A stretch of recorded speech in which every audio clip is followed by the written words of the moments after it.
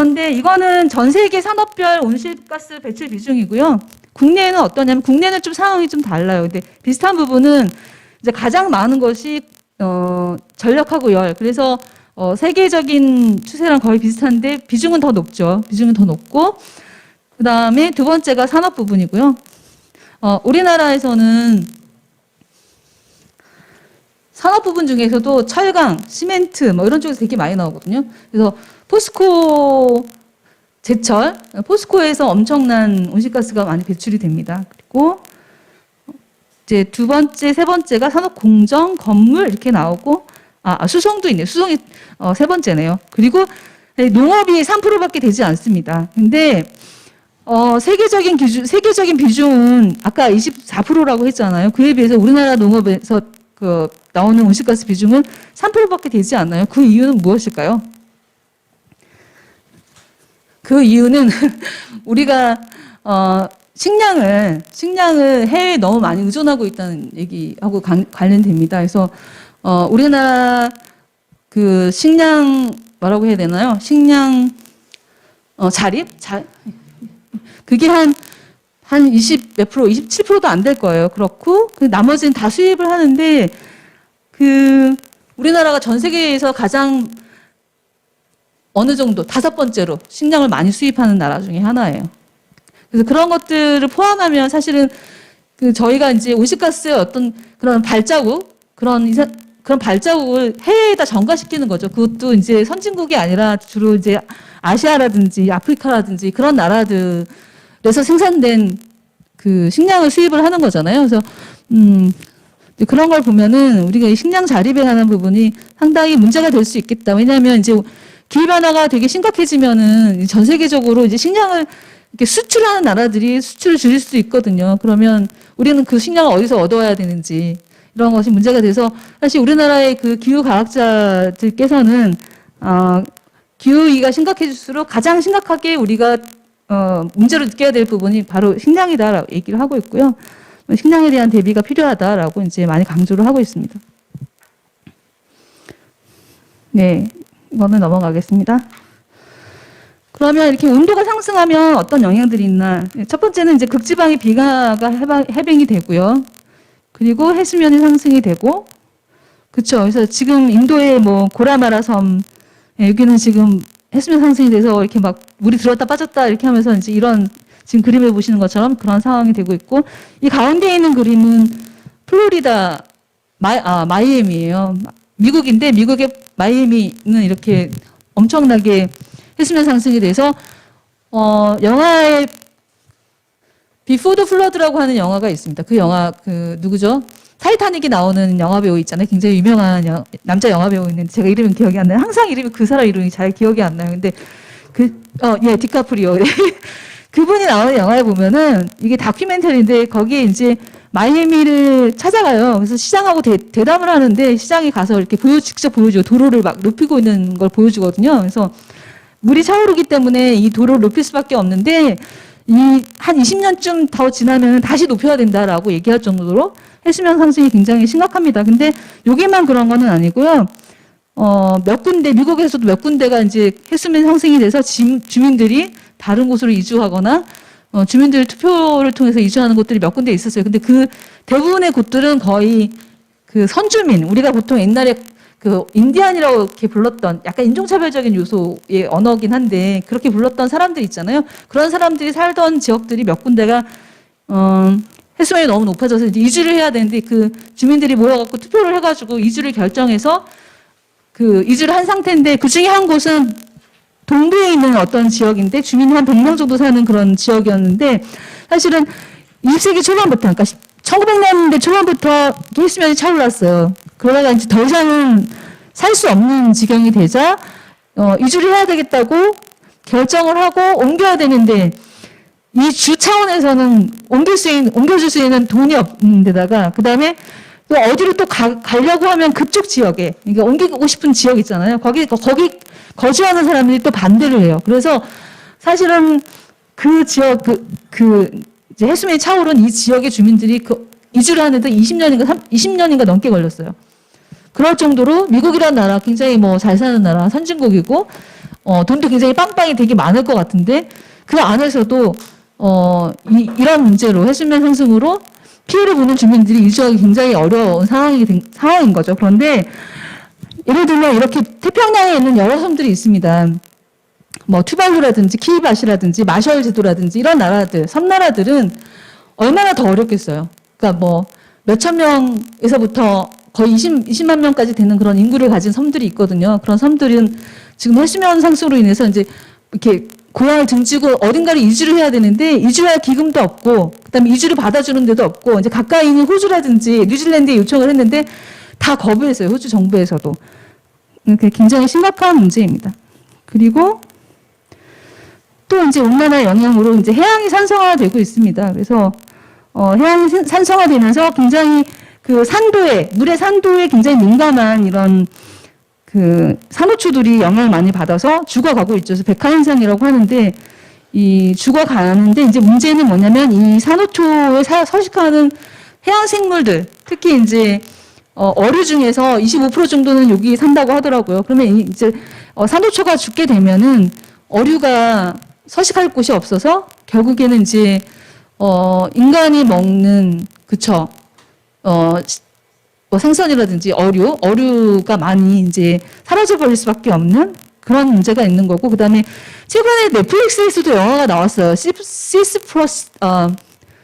시스프러시라고 해갖고 바다에 관한 음모 이렇게 나왔는데 저도 영화를 끝까지 보지는 않았는데 이 바다가 얼마나 중요한지를 좀 보여주고 또 바다에서 이렇게 막 뭐라고 저인망으로 이렇게 바다에서 생선을 끌어올리는 거 있잖아요. 그렇게 해서 어류 자원이 다 고갈되는 이런 상황을 보여주고 되게 잔인한 장면들도 좀 있습니다. 뭐 상어를 지느러미를 딱 잘라가지고 이렇게 지느러미만 딱 갖고 상어 몸은 이렇게 버리는 장면들이 있거든요. 근데 우리가 기후변화 그러면은 화석연료만 생각하잖아요. 화석연료만 줄이고 그렇게 해서 온실가스 줄이는 거면 이 문제가 해결될 거라고 보는데 사실은 그렇지 않은데요. 그 이유가 뭐냐면 이 바다가 가지고 있는 역할이 있어요. 바다라든지 뭐 숲이라든지 토양이라든지 이런 기본적으로 우리가 인간이 살고 있는 또 이 모든 생명체들이 살고 있는 그런 어떤 생물권이죠. 생물권의 여러 그 지역이라고 표현하기로는 생물권역들이 사실은 온실가스를 이렇게 흡수하는 역할을 하거든요. 흡수원이에요. 그래서 파괴가 되면 온실가스가 흡수가 안 되고 배출이 되는 거죠. 그래서 그런 문제들이 있고, 근데 이제 바다 같은 경우에도 주요한 온실가스를 흡수하는 곳입니다. 그리고 한 3분의 1 정도는 인간이 배출한 온실가스 중에 3분의 1 정도는 바다가 흡수한다고 보고요. 그 다음에 중요한 게 뭐냐면 산소를 만들어내는 역할이거든요. 그래서 지구상에서 만들어진 산소의 50에서 85% 정도는 이 바다에서 만들어지는 건데 우리가 알고 있기로는 지구에 허파는 아마존이다 이렇게 많이 알고 있잖아요. 그래서 숲에서 산소가 많이 만들어진다고 알고 있는데 숲보다는 바다가 더 많은 산소를 만들어내거든요. 근데 바다가 썩어가고 있고 파괴되고 있기 때문에 사실은 이제 바닷속에서 이산화탄소도 흡수하지 못할 뿐더러 이산화탄소를 발생시키고 있는 상황이 되는 거고 또 바다가 하는 역할 중에 중요한 것이 열을 흡수하는 거예요. 열을 흡수해서 대기 중에 그러니까 그 기온 있잖아요. 지구의 기온을 이렇게 유지하는 역할을 하거든요. 상당히 많은 열을 흡수를 해요. 그래서 한 3분의 1 정도 열을 흡수한다고 보는데 그런 역할도 할 수 없는 지경에 그러니까 완전히 이산화탄소랑 열이 포화 상태인 거예요. 그래서 이 열을 많이 흡수하고 있기 때문에 바다에서 생성되는 게 뭐죠? 적도 부근에서 생성되는 것이 있잖아요. 태풍이 생성이 되는데, 그러니까 열이 많으니까 이게 더워지면서 수증기가 더 많이 대기 중으로 올라가요. 그래서 이 대기에서 모아진 이 수증기가 엄청 거대한 태풍을 만들어내죠. 그래서 태풍이 점점 거대해지고, 그러니까 거대해지는데 이게 자주 만들어지지는 않는다고 해요. 그러니까 거대해지면서 이 거대해지는 건 어떻게 돼요? 속도가 점점 느려지죠. 느려지면서 이게 더 많은 피해를 이렇게 만들어내는 거예요. 그러니까 이게 그냥 빨리 지나가 버리면 되는데 이게 태풍이 너무 많은 수증기를 담고 에너지를 담고 있는데 너무 무겁다 보니까 천천히 지나가요. 그러면서 더 많은 피해를 만들어낸다고 해요. 그래서 이 바다가 가지고 있는 중요성, 근데 그런 것들이 많이 파괴되고 있다. 이게 이제 온난화의 영향이기도 하다는 것이죠. 이제 바다가 중요하다는 건 최근에 얘기를 많이 했어요. 그러니까 한 뭐 2000년대 전반에 얘기한 게 아니라 2010년대 초반 중반부터 이제 과학자들이 바다에 주목을 하기 시작했거든요. 그래서 네, 뭐 유엔 기후총회를 가보면은 최근에 그런 얘기를 굉장히 많이 하고 있고요. 제가 이거는 이제 그냥 보여드리려고 예, 실었는데요. 51도예요. 이게 어디냐면 마드리드예요. 마드리드에 이렇게 외부에 이렇게 전광판에 오늘의 온도가 얼마인지를 보여주는 건데 51도까지 올라갔습니다. 작년에 이거를 저한테 보내주신 분이 수녀님이 한 분 거기 살고 계세요. 한국 수녀님이 살고 계신데 그분이 이렇게 더웠다고 그러면서 이제 보내주신 거예요. 근데 스페인 같은 경우에 스페인, 뭐 그리스, 포르투갈 이쪽 나라들, 그러니까 지중해 연안에 있는 나라들 굉장히 이 가뭄도 심하고 그러니까 기온 상승이 굉장히 심하다 보니까 가뭄이 이어지는 거죠. 그래서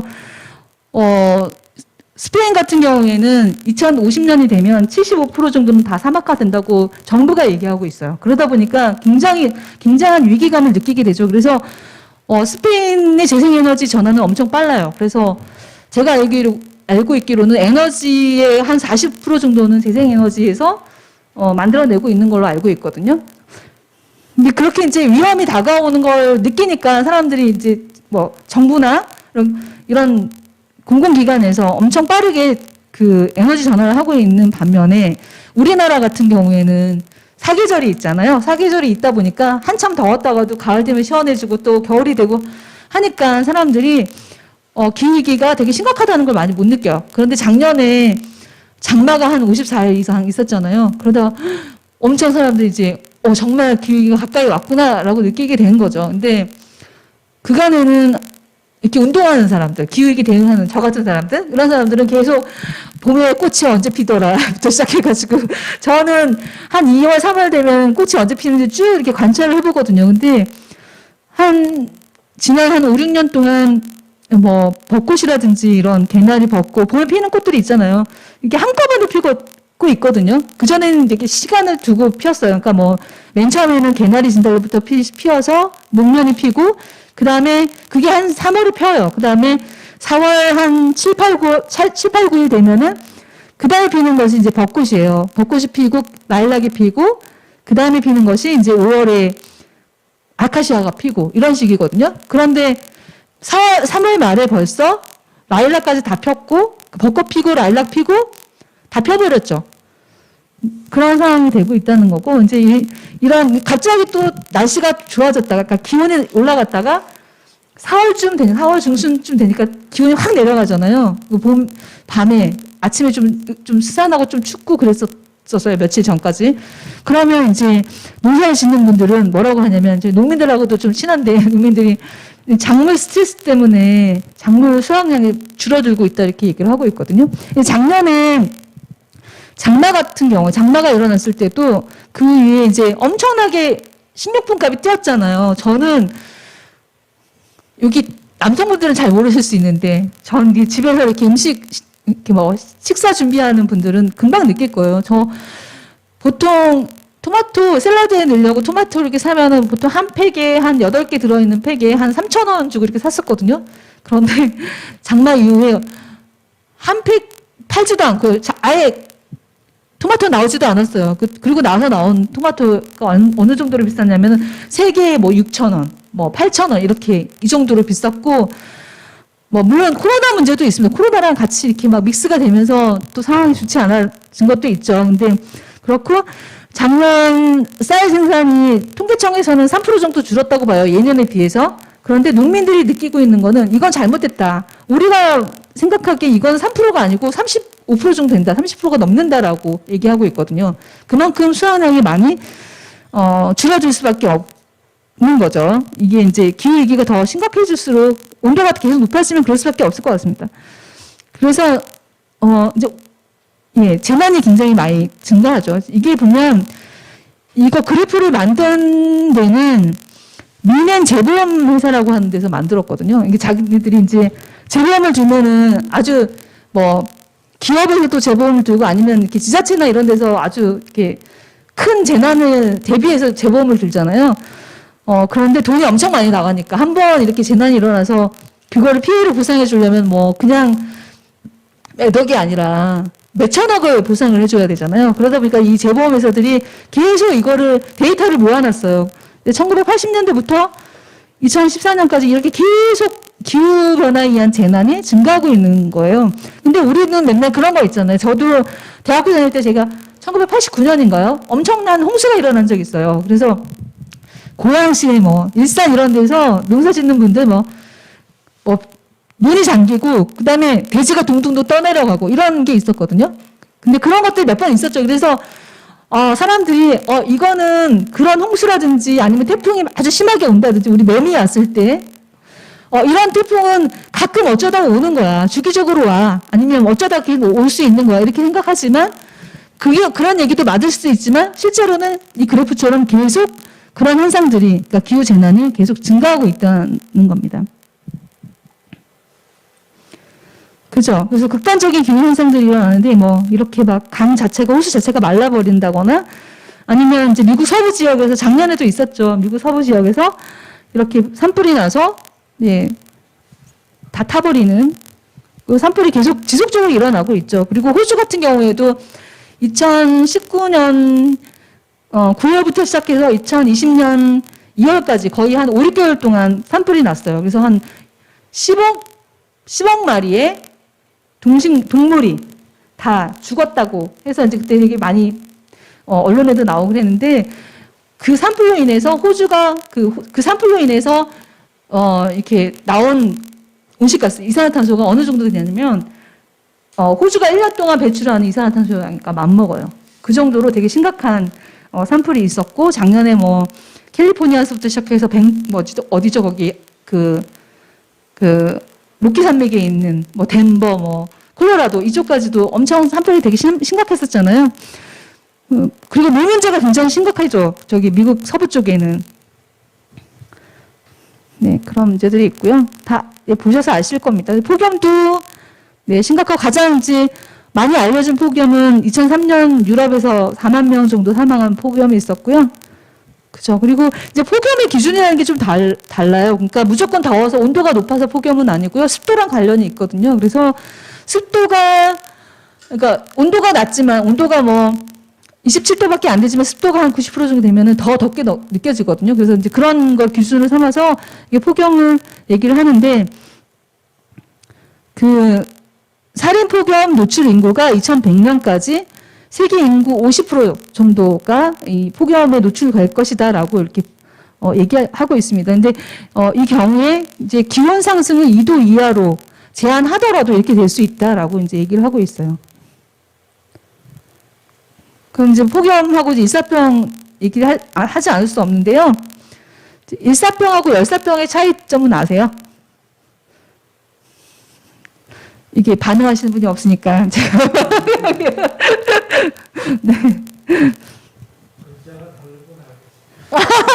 네. 네.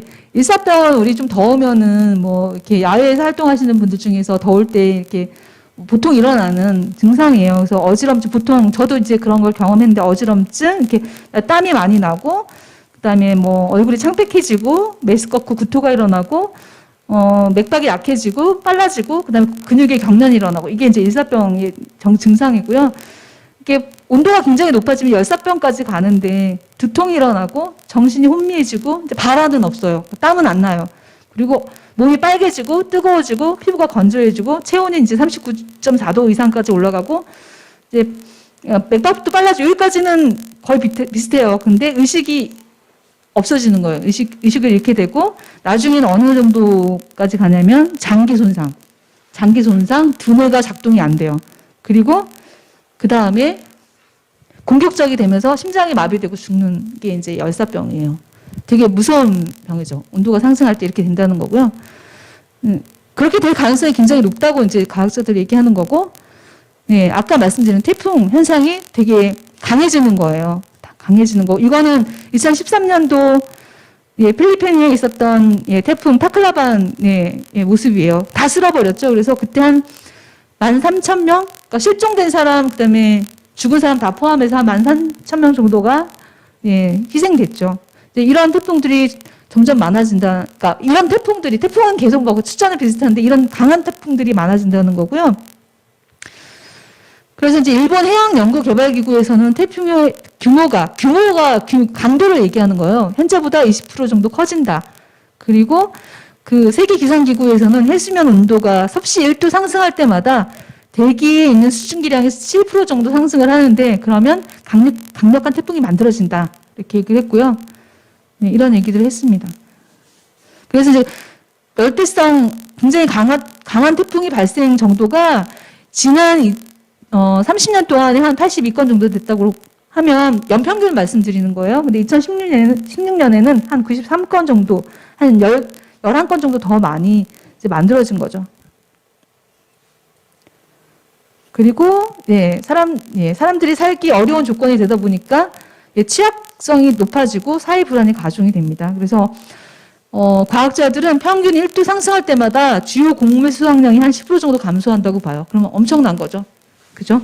지금 지구상의 인구가 한 75억 정도 돼요. 근데 지금은 먹고 살 수 있어요. 지금 사실은 사람들이 굶주리는 거는 식량이 부족해서가 아니라 식량이 가난한 사람들이 가지 않는 그런 구조가 문제인 거거든요. 그러니까 식량을 사고 팔고 하고 선물 거래를 하잖아요. 그래서 또 그 선물 거래를 한다는 거는 직접 필요한 사람이 산다는 게 아니에요. 그래서 투자의 개념으로 식량을 취급하기 때문에 곡물회사 곡물을 미리 사뒀다가 돈이 많은 사람들 곡물을 사뒀다가 비쌀 때 파는 거거든요.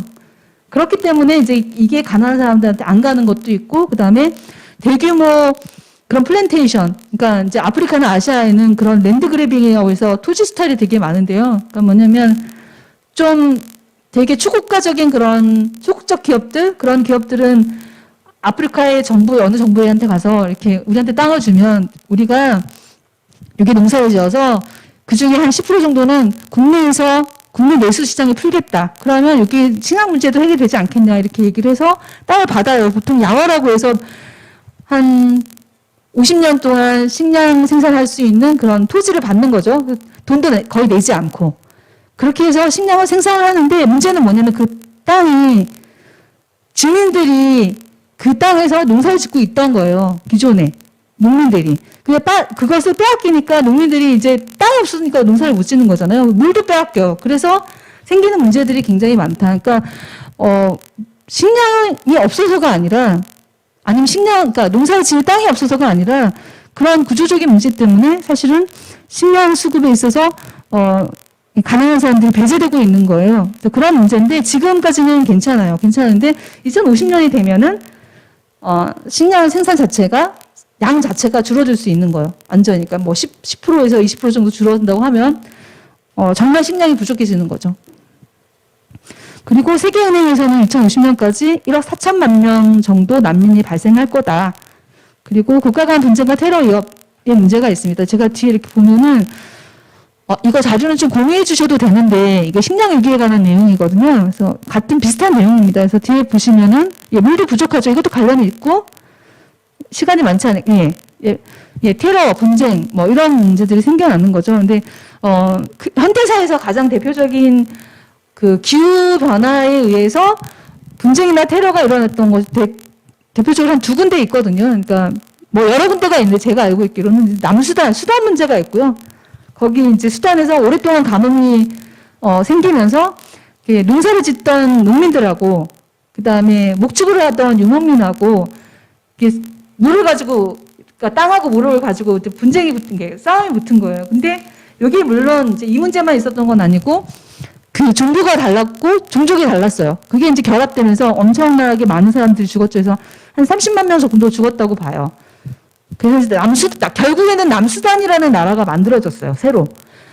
그래서 유엔에서 인정을 하게 됐죠. 그 다음에 이제 문제가 있었던 것은 이제 시리아죠. 시리아는 2006년부터 2011년까지 거의 한 6년 동안 가뭄이 들었어요. 가뭄이 들어서 농민들이, 그러니까 지방에 농촌에 살던 농민들이 도시로 가게 됐죠. 그러니까 도시에 가면 일자리도 구할 수 있고, 일자리를 구하면 이제 소득도 있으니까 뭔가를 사 먹을 수 있잖아요. 그런 바람을 가지고 도시로 갔는데, 문제는 시리아만 가뭄이 있었던 거 아니고, 러시아에서도 가뭄이 있어서, 러시아의 이제 곡창지대 중에서 밀을 많이 생산하는 그런 지대가 있었는데, 그 지대도 한 몇 년 동안 계속 가뭄이 있었던 거예요. 그래서 러시아에서 수출을 안 해버린 거예요. 그러다 보니까 시리아에서 돈이 있어도 이거를 사 먹을 수 없는 상황이 된 거죠. 이거 뭐 빵을 사 먹을 수 없는 상황이 되면서 사람들이 시위를 하게 됐는데 빵을 달라 우리에게도. 우리 왜 자스민 혁명이라고 해서 그 튀니지부터 시작된 그런 혁명 있잖아요. 우리에게 빵을 달라고 했던 그런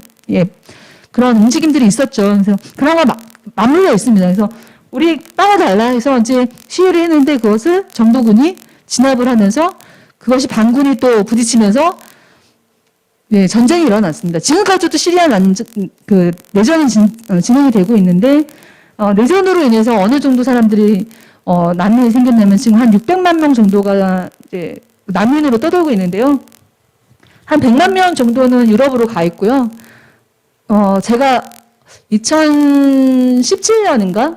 17년이 맞을 것 같아요. 17년 그 독일 본에서 유엔 기후총회를 하고 그 총회 회의 참석하고 그다음에 프랑크푸르트로 내려왔었거든요. 내려왔는데 거기 이제 그 주변에 그 도심 주변에 보면은 그 겨울인데도 사람들이 이렇게 밖에서 아무것도 없어요. 뭐 보호하는 막도 없고 뭐도 없어요. 그냥 그 중동에서 온 사람들이죠. 저는 시리아 난민이라고 보고 있는데 그런 사람들이 그냥 밖에서 이렇게 누워 있거나 앉아 있거나 이런 식으로 밤에도 그러고 있어요. 그러니까 그 정도로 이제 되게 어려운 상황에 있었고 이 사람들이 이제 시리아 난민들 주로 어디 가냐면 터키나 레바논 이렇게 난민촌으로 가는데 레바논 같은 경우에는 그래도 농사가 좀 돼요. 농업이 돼서 사실 중동의 많은 국가들한테 그 농산물을 수출을 하거든요.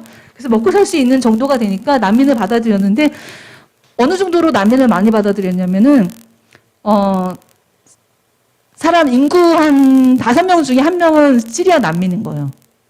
그 정도로 난민이 많이 들어왔죠. 레바논에. 어쨌든 근데 600만 명 정도면 엄청난 규모잖아요. 우리나라 인구로 따지면 한 10분의 1 정도 된다고 보는데요. 그 정도로 되게 심각했던 그 내전의 원인이 저희는 가뭄으로 보고 있습니다. 그렇죠. 그다음에 생태계 파괴와 대물 멸종이 있습니다. 지구상에 존재하는 생물종은 한 800만 종 된다고 보거든요. 근데 그 중에 8분의 1인 100만 종이 멸종 위기에 있다고 보고 있어요. 예. 그리고 지금 그러니까 산업혁명 이후에 지금까지 이산화탄소 배출 속도를 보면 이제 배출량의 문제가 아니라 배출량도 문제인데 속도가 굉장히 빠르다. 그러니까 한 마지막 대멸종 시기, 그러니까 5번의 기존에 5번에 걸쳐서 이제 대멸종이 있었습니다. 지구상에. 근데 마지막에 있었던 그 페링기에 있었던 멸종이 있어요. 그 멸종 때는 이제 한 생물종 가운데 98% 정도가 멸종을 했어요. 근데 그때 시기보다 이산화탄소가 이렇게 증가하는 속도, 대기 중에 증가하는 속도가 한 10배 정도 빠르다는 거예요. 그 정도 심각하다. 그리고 우리가 이제 지구의 기후 시스템이 지금 이렇게 온도가 계속 더 이렇게 높아지고 있는데 이것이 온도가 나중에 낮아지고 복원이 되면서 이제 그런 재난들이 좀 줄어들 수 있는 것을 이제 회복한다. 회복력이라고 보통 얘기하거든요. 근데 회복할 수 없는 지점이 있어요. 그러니까 요 지점을 지나면은 더 이상 기후 시스템이 복원이 안 되는 거예요. 그러니까 완전히 뭐 지옥 같은 순간이 될 수 있는데요.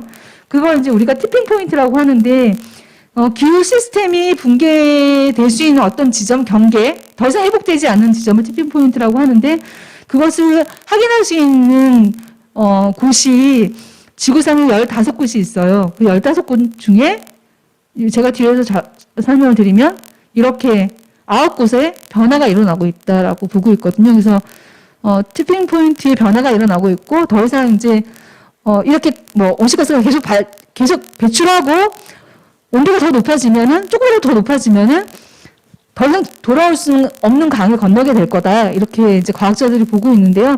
그 중에 대표적으로 보면은 아까 산호초가 없어지고 있다고 했잖아요. 그래서 바다가 산성화되면서 바다가 또 더워지면서 산호초가 없어지는 거, 그다음에 동토층이 해빙되는 거. 그 시베리아에 얼어있는, 그러니까 북극권 지역에 얼어있는 땅들이 있잖아요. 그 땅들이 녹아서 온도가 높아지니까 녹아요. 근데 작년에도 그랬는데 작년 5월 9일인가요? 5월 9일 날 서울의 한낮 온도는 29도인가 그랬는데 시베리아의 온도가 37도인가 38도까지 올라갔거든요. 그러니까 굉장히 추운 지역이잖아요. 시베리아는. 근데 거기에 그 지역에 있는 이제 동토층이 있어. 얼어 있는 땅들이 이게 녹아서 어떻게 어느 정도냐면 이렇게 출렁출렁해요. 출렁출렁한데 이렇게 녹으면은 그 안에 있던 그 사체, 동식물 사체들이 있습니다. 그 동식물 사체가 온도가 높아지니까 썩잖아요. 이게 썩으면서 거기서 메탄이 나오는데 그 메탄이 어느 정도 양이 되는지 과학자들은 추산할 수 없다고 해요. 굉장히 많은 양의 메탄이 나올 것이다. 근데 그 메탄이 나오면서 또 온난화를 일으키는 거죠. 근데 이제 과학자들 얘기는 예상했던 시기보다 더 빨리 배출이 동토층에 해빙되고 있다라고 얘기를 하고 있고요. 그다음에 뭐 북방수림대 산불이 많이 생기고 있는데 북방수림대는 이제 어쨌든 그 시베리아나 그쪽에 있는 그 침엽수가 굉장히 많은 그런 지역이 있잖아요. 거기서 산불이 나서 온도가 높아지니까 산불이 나는 거죠. 그리고 온도가 높아지니까 해충이 많이 발생하는 거고, 그래서 그런 것들. 그래갖고 이제 제가 프루나시아라고 하는 단체에서 그 몽골 지역에 사업을 하고 있는데 제가 듣기로는 그 몽골에는 호랑이가 없거든요. 근데 시베리아에 불이 나갖고 호랑이가 몽골로 넘어왔다는 얘기를 작년에 하더라고요. 그 정도로 되게 오랫동안 또 산불이 났었습니다. 그 북방 수림대에서. 그리고 아마존 열대우림에서 잦은 가뭄이 일어나고 산불이 일어나는 이런 여러 가지 변화들을 통해서 지구의 기후 시스템이 다시 돌아올 수 없는 지점까지 가지 않았냐라고 또 일부 과학자들은 내다보고 있어요. 네. 앞에 설명드렸던 거고 좀 빨리 지나갈게요. 네. 그럼 한반도는 어떠나? 네, 한반도는 지난 100년간 한 섭씨 한 1.7도 상승을 했고요. 근데 2100년에는 한 5.7도 정도 상승할 것이라고 보고 있는데, 이거는 제가 그 환경부에서 발간한 기후변화 보고서가 있어요. 작년에 7월인가 8월에 보고서가 발간이 되는데 거기서 이제 내다본 전망이에요. 그리고 여름이 계속 늘어나서 21세기 후반에는 165일이 늘어날 거예요. 지금까지는 한 110일 정도 됐는데 그 정도 늘어날 것이다 보고 있고요. 네. 그리고 해수면 상승을 보시면은 이렇게 동해안, 남해안, 서해안, 포항이 제일 높아요. 포항, 뭐 제주 이렇게 해수면 상승이 나고 있고, 근데 이 해수면 상승으로 이렇게 잠기는 것들이 있어요. 이게 이제 작년에 그린피스에서 그림을 그렇죠, 이렇게 지도를 표시를 해봤죠. 그래서 해안 지역의 많은 부분이 서해안 쪽은 굉장히 많이 잠기고 있어요. 그래서 피해를 보는 것도 보면 경기도가 130만 명이 피해를 보고 인천이 75만 명 이런 식으로 네, 2030년에 해수면 상승이 이렇게 일어날 거다 보고 있고요. 네. 근데 이제 서쪽 지역이 논이 많잖아요. 그죠? 벼농사 짓는 지역이 많은데 이렇게 잠기면은 우리 식량 수급에도 문제가 생길 수 있는 거죠. 네, 이거는 네. 다 설명을 못 드리겠네요. 네. 그리고 이제 우리나라에서 어획량 변화도 있는데요. 지금 1980년대만 해도 네, 152만 톤 정도의 어획량이 있었는데 어획량을 거둘 수 있었는데 지금 2017년 기준으로 93만 톤, 그러니까 뭐 거의 한 반 정도는 줄어드는 거죠. 그러니까 양도 그렇지만 종류도 어종도 많이 사라지고 있고요. 네, 현재 이제 한반도의 기후변화 상황 그렇고, 네, 다음으로는 말씀드리고 싶은 거는 그 기후 정의와 불평등에 관한 부분인데요. 사실은 온실가스를 가장 많이 배출하는 나라는 미국이에요. 중국이 제일 많죠. 배출량으로 따지면 중국이 제일 많고요. 1인당 배출량으로 따지면은 미국이에요. 미국이 굉장히 많이 배출을 해요. 그리고 우리나라도 보면은 여기 순서 이렇게 있는데 하나, 둘, 셋. 우리나라도 10위 안에 들어요. 10위 안에 들고, 그러니까 배출 총량으로 10위 안에 들고요. 1인당 배출량도 굉장히 많습니다. 그런데 사실 이렇게 많이 배출하는 나라들은 피해를 많이 안 보고요. 주로 배출하지 않는 이렇게 빨갛게 처리된 그런 나라들 있잖아요. 이렇게 아프리카라든지 아시아, 뭐 인도라든지 그러니까 남아시아가 피해가 많고 동남아시아도 피해가 굉장히 많습니다. 그 사하라 사막 이남은 온도가 높아지고 가뭄이 굉장히 심해지면서 사람이 살 수 없는 그런 조건으로 바뀐다고 하는데 이렇게 제가 그림으로 보여드리지 않았는데 기후가 변화하면은 그러니까 온난화가 되면 어떤 지역은 유리한 지역이 있어요. 이익을 보는 지역이 있거든요. 거기가 어디냐면 주로 그러니까 북방구에 있는 나라들, 그러니까 캐나다라든지 뭐 시베리아 쪽 이렇게 원래 좀 추웠던 나라들 있잖아요. 그런 추운 나라들은 온도가 높아지면서 이제 땅이 농사 지을 수 있는 조건이 더 좋아지는 거예요. 근데 그런 지역에 있는 반면에 이 남반구에 있는 나라들, 아프리카나 남아시아, 아시아에 있는 나라들은 대부분 어렵습니다. 더워지고 가뭄이 좀 심해지고 아니면 태풍이 굉장히 많이 불고 그렇기 때문에 사실 되게 이게 아이러니인 거죠. 배출은 북반구가 더 많이 하는데 피해는 남반구가 더 많이 봅니다. 그래서 우리가 되게 불평등하고 정의롭지 못하다라고 얘기를 하고 있는 거고요. 예, 이거 보시면은 기후변화의 책임은 네, 과거에는 네, 이런 상황이었어요. 2014년까지 미국이 많이 배출을 했는데 지금은 이제 중국이 경제가 발전하고 산업 구조가 바뀌면서 이렇게 중국 배출 양으로 보면 많습니다. 그렇지만은 여전히 유럽하고 미국하고 잘 사는 나라들이 배출 총량이 제일 많아요. 근데 그 피해는 가난한 사람이 보고 있다는 거죠. 그래서 보시면은 가장 부유한 10%가 배출량이 한 50% 정도는 배출한다고 보시면 되고요. 네. 불평등하다는 말씀 드리고, 그럼 어떻게 이 문제에 해결할 수 있는가. 그래서 기후변화에 대응하는 방법은 두 가지가 있는데, 크게는요. 그러니까 기후변화의 피해를 줄이기 위해서는 온실가스를 줄여야 되는 거죠. 그래서 온실가스를 줄이기 위한 여러 가지 방안이 있어요. 그래서 에너지 전환하는 거, 그러니까 재생에너지로 전환하는 거, 그다음에 에너지 효율을 개선하는 거, 그리고 건물의 단열을 높이는 거, 그다음에 산림을 확대하고 채식 중심 식단을 하는 거, 뭐 이렇게 해가지고 이제 온실가스를 줄이는 방안들을 이제 얘기를 하는 거고, 그다음에 두 번째는 온실가스를 당장 줄이더라도 오랫동안 이렇게 쌓여있던 누적되어 있던 온실가스로 인해서 그 영향들이 계속 향후 20, 30년 동안 나타나거든요. 이게 온실가스를 지금 당장 배출해서 지금 바로 나타나는 게 아니에요. 그 영향이. 그 영향은 향후에 20, 30년 후에 이제 영향이 나타나는데, 그러니까 지금 배출을 줄이면 그간 이렇게 배출했던 온실가스의 영향을 향후 20, 30년 동안 받으니까 그 피해를 줄여야 되는 거잖아요. 영향을 줄여야 되니까 그것을 기후변화 적응이라고 합니다. 그래서 위험이라든지 피해를 줄이는 여러 가지 방안들을 택하는 것인데요. 우리나라 같은 경우에는 예를 들어서 비가 많이 오는 것을 대비해서 뭐 뚝을 쌓는다든지 아니면 댐을 쌓는다든지 그리고 여름철에 보시면은 뭐죠 이렇게 버스 정류장에 덥다고 그 얼음 같은 것도 갖다 놓고 또 쉼터 같은 거 할머니 어르신들 쉼터 만들 이런 것도 이제 기후변화 적응 중에 하나고요. 그 다음에 농사를 짓는 경우에는 가뭄이라든지 그러니까 가뭄에 잘 적응하는 그런 종자를 심는 거죠. 그런 게 있는데 이제 대표적으로 이제 그런 방법이 있을 수 있어요. 그러니까 부탄이 동남아 다른 지역보다 좀 기온이 좀 낮잖아요. 그런데 더워지고 있어요. 더워지면서 이 더위에 잘 자라지 않아요. 기존에 있는 부탄의 쌀 종자가 한 300종 정도 된다고 하더라고요. 굉장히 많죠. 근데 가뭄에 영향을 많이 받으니까 어디서 가지고 오냐면 쌀 종자를 베트남이라든지 캄보디아라든지 좀 더운 나라에서 자라는 그런 종자를 갖고 와서 심는 것도 그런 방법이 이제 기후변화 적응에 관한 겁니다. 그리고 국제사회가 어떻게 대응해 왔나. 네. 되게 느리게 대응을 해왔습니다.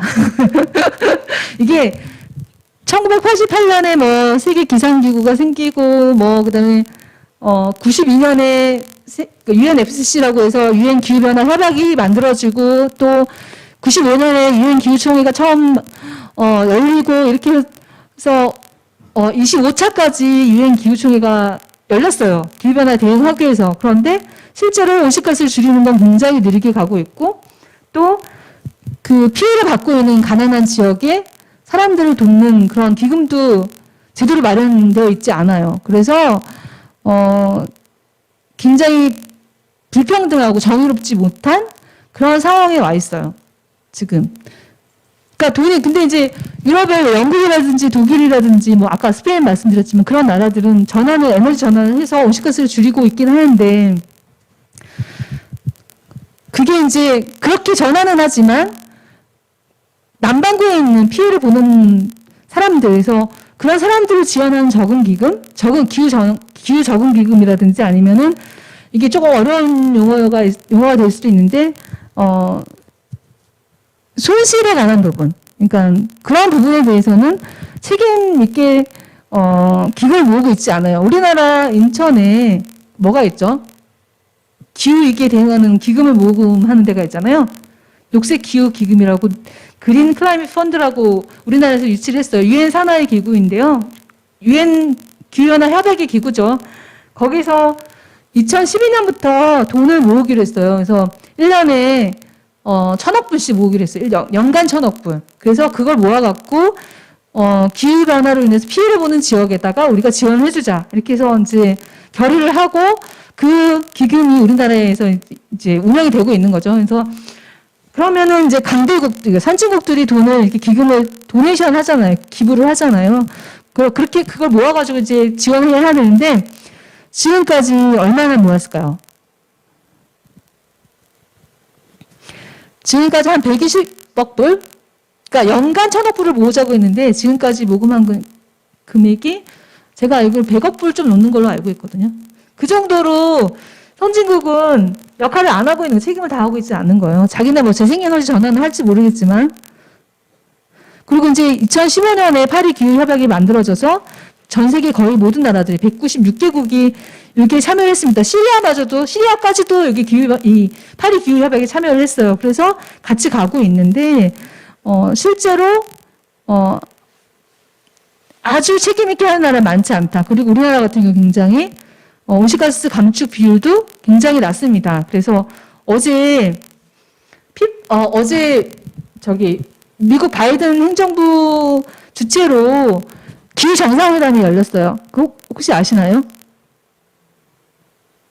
그러니까 트럼프 정부 때 미국은 파리 협약에서 탈퇴를 했잖아요. 그러다가 다시 이제 바이든 대통령이 되면서 파리 협약에 다시 가입을 했어요. 가입을 해서 기후위기 대응에 이제 미국이 주도해야 되겠다. 리더십을 가져야 되겠다. 왜냐하면 사실 파리 기후 협약은 중국이랑 미국이 오바마 정권 때 중국이랑 미국이 그러니까 시진핑하고 오바마하고 어쨌든 또 존 케리 하고 이렇게 해가지고 그런 어떤 리더십이 있었어요. 미중 협력에 의해서 파리 협약이 만들어졌다고 봐도 전 과언이 아니라고 생각을 하는데 트럼프 정권이 되면서 이게 파리 협약을 탈퇴하고 같이 하는 뭐가 없었던 거예요. 리더십이 실종이 된 거예요. 그런데 바이든이 다시 파리 협약에 가입하면서 리더십을 다시 세우기 위해서 40개국의 정상들을 초청을 해서 어제 회의를 했었거든요. 회의를 했는데 직접 간 게 아니라 화상으로 회의를 했는데 미국은 2005년을 기준으로 해서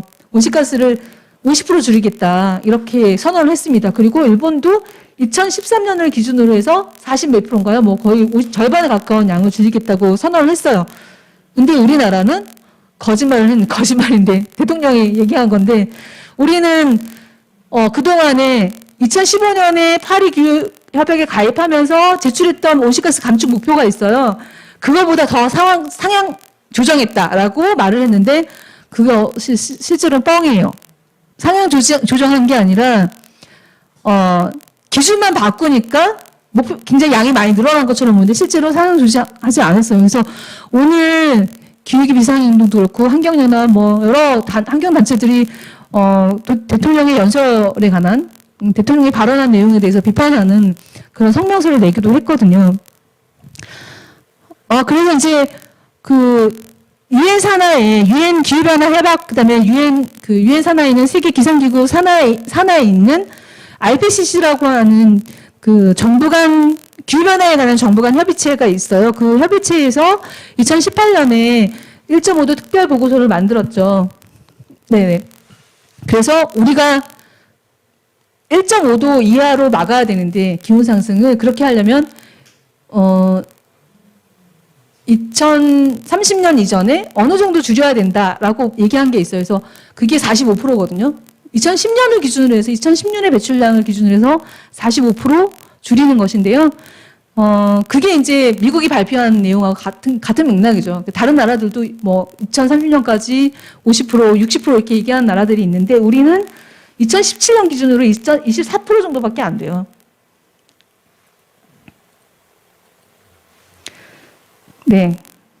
그래서 온실가스를 줄이는 행동에는 화석연료를 이제 사용하지 않는 거, 그다음에 내연기관차 생산 중단하는 거, 석탄 발전소 폐쇄하는 거, 그다음에 농업 방식도 전환해야죠. 우리가 지금까지의 농업은 석유에 기반한 농업이에요. 뭐 농약도 그렇고, 그다음에 비료도 마찬가지죠. 그래서 그 많은 석유가 이용되는 농업은 사실은 온실가스도 배출되지만 땅을 다 침식하고 농업 생산량을 줄여요. 그래서 농업 방식도 전환해야 되고, 예, 재생에너지 전환해야 되고, 에너지 아까 말씀드린 대로 개선해야 됩니다.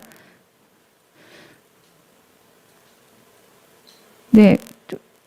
그런데 저는 이제 마지막으로 설명을 드리고 싶은 건 뭐냐면, 많은 이제 그 기후위기에 대응하는 많은 나라들 그리고 많은 단체들이 온실가스를 줄이기 위해서 재생에너지를 늘려야 된다 이렇게 말하는데 저는 동의하면서도 이제 아쉬운 것은 무엇이냐면 그 온실가스를 만들어내는 가장 주요한 원인 중에 하나가 대량 생산과 대량 소비에 의한 것이거든요. 그래서 그것을 줄이지 않은 상태에서 에너지 전환만 가는 것은 사실은 실질적인 효과는 없을 것이다. 제가 얘기한 거는 아니고 그루블라라고 하는 이제 연구자가 얘기한 것인데요. 그래서 에너지 수요 자체를 줄여야 된다. 그러니까 에너지 전환만이 아니라 에너지 수요 자체를 줄이지 않으면은 우리가 온실가스를 제대로 줄이지 못할 것이다라고 보는 거고요. 그 또 근거가 뭐냐면 중요한 근거가 뭐냐면 에너지 전환에 사용되는 여러 가지, 그러니까 재생에너지를 늘리려면은 거기에 들어가는 광물질이 굉장히 많아요. 그러니까 뭐 태양광 패널도 그렇고 또 그다음에 예를 들어 재생에너지를 가지고 에너지를 전기를 만들어내는데 태양이 뭐 햇빛이 쨍쨍할 때 아니면 바람이 굉장히 많을 때는 에너지가 많이 만들어지잖아요. 전기가 많이 만들어지잖아요. 그런데 그렇지 않을 때를 대비해서 사실은 스토리지 시스템이 필요한 거예요. 근데 그런 스토리지 시스템, 에너지 저장하는 그런 시스템을 만드는데 들어가는 그런 광물질을 뭐 여러 가지가 있는데 제가 지금 갑자기 생각이 안 나는데 그런 광물질은 제한적입니다. 그러니까 지구상에 많이 남아있지 않아요. 그래서 광물질은 생각이 안 나네요, 갑자기. 자동차에 들어가는 그런 광물질은 혹시 대표님 아세요? 아무튼. 그런데 그게 이제 땅에서 육지에서는 더 이상 추출할 수가 없어서 그 다음 추출할 수 있는 곳을 찾는데 그게 바다예요. 바닷속 밑에 땅을 해저를 파가지고 거기서 그 광물질을 찾아내야 되는 거예요. 그리고 자동차에도 들어가야 되고 그 다음에 또 어디로 태양광에도 들어가야 되고 에너지 저장 시스템에 들어가야 되고 그러다 보니까 이게 서로 경쟁하는 거잖아요. 그래서 사실은 줄이는 것 말고는 답이 없다는 거죠. 그러니까 에너지 전환해야 되지만 기본적으로 줄이면서 우리가 너무 많이 생산하고 소비하고 그렇잖아요. 그것이 가장 중요한 저는 해답이라고 저는 생각을 하고 그런 측면에서 저는 불교가 또 역할을 할 수 있다고 또 보고 있습니다. 여기까지 할까요? 네, 감사합니다. 들어주셔서.